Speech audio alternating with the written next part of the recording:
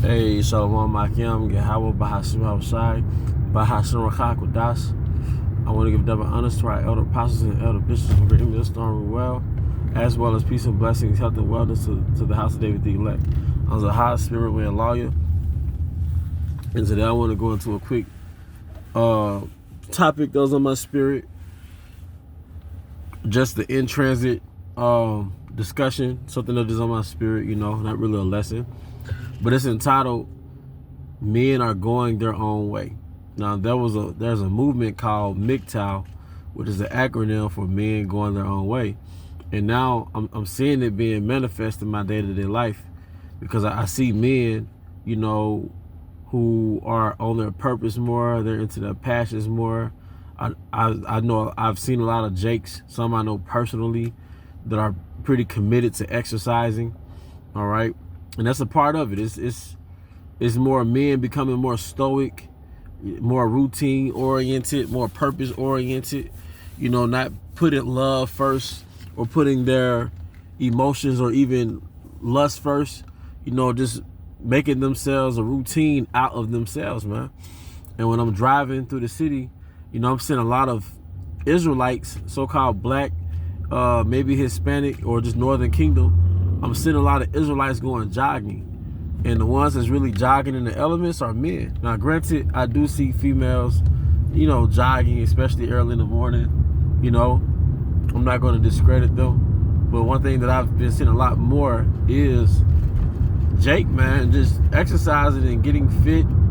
Jake, even Jake in the world, man, just Jake letting go of poor habits.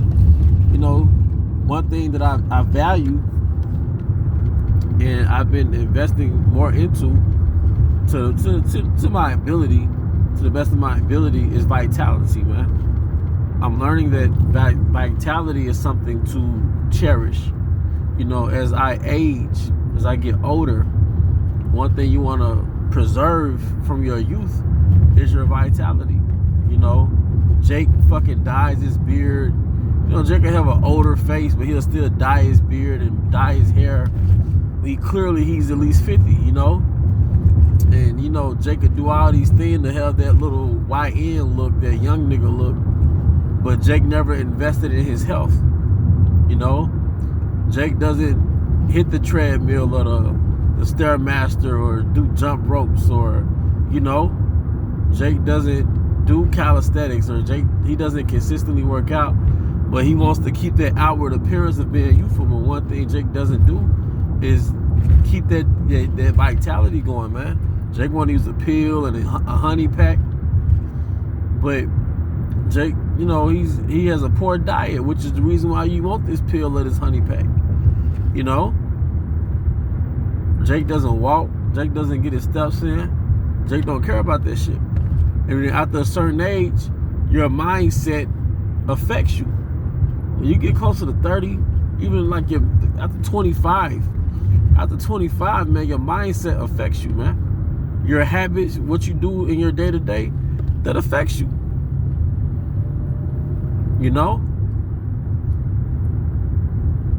There's something called sea moss, which is high in vitality because of its mineral content.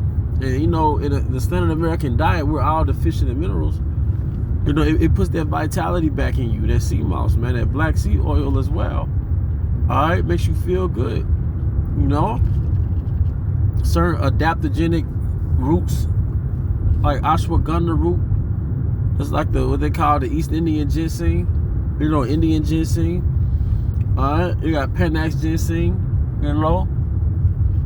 things that help you with adrenal support, man. It keep you from releasing so much adrenaline at one time, man. All right, but in turn, it reserves your vitality, man. All right, it's like I was getting something out, but it reserves your vitality. You see, but I've noticed that a lot of men are health conscious. I've been seeing Jakes on my job bring salads to work consistently, especially older Jakes bringing salads to work consistently. All right, Jake fasting more.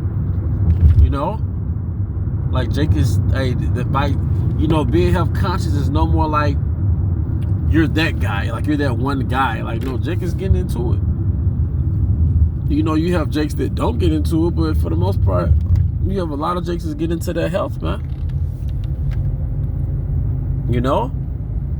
And that's part of going your own way, as opposed to, all right, because I'm down south. Most Jakes get with Keisha, right? You get with Keisha, or you get a woman you like, right? It's Netflix and chill. A lot of times, the vibe is chicken and wings, or chicken and pizza salad. You know, y'all doing y'all thing, y'all drinking and chilling and all, but it makes you laxed. You know? Or you got a family, you got to pick up the kids, you got to do this, you got to do that. And somebody makes the executive decision just to get a box of Church's chicken for everybody. Because it's you, it's the woman, and 2-3 kids. And at least a box of chicken is like 8-9 pieces for like $11, $12. And Esau got this shit set up in the hood to where, like I said, a box of chicken is like $12, $13 from Church's, right? It might be 10 pieces, man. But that's the same price of a fucking salad. Don't you understand that shit? I get a salad, all right? They got like a Slim Chickens down here, right? You get a grilled chicken salad. That shit's like $11. But I literally had a passenger in my car and they wanted to go to Church's. I'm looking at the prices. Like, man, you get 8-9 pieces of chicken for like for $11, $12. For like 9 pieces of chicken for $11, man. Big ass Church's steroid injected chicken. Nonetheless, it's $11. So if you're thinking economically, if you economically align with convenience, you're gonna fall for that shit. It's a family of 5, and it's 8-9 pieces of chicken, all right, for $11, $12. Or you got $11, $12 like myself, and you go get a salad that's costing like, you get a salad that's about $11, $12. So the average person is gonna get the 8-9 piece of chicken that costs $11 to $12, man. And they got a big sign that says deal. You know?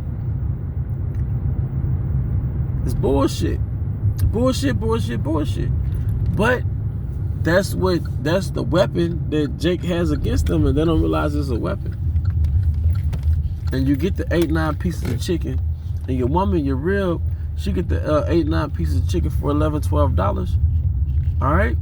Because y'all got a family of 5, and her health is all out of whack.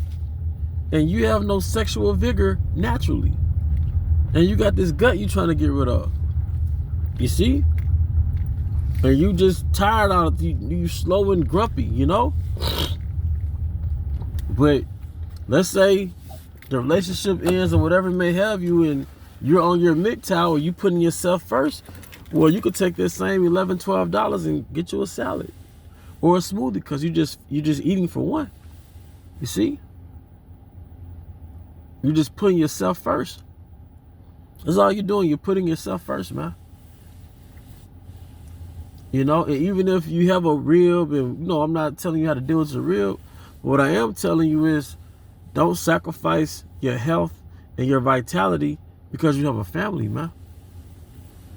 You know, we know you working these jobs and you making sure your family has what their needs, and really, the Most High is making sure that your family has their needs through you.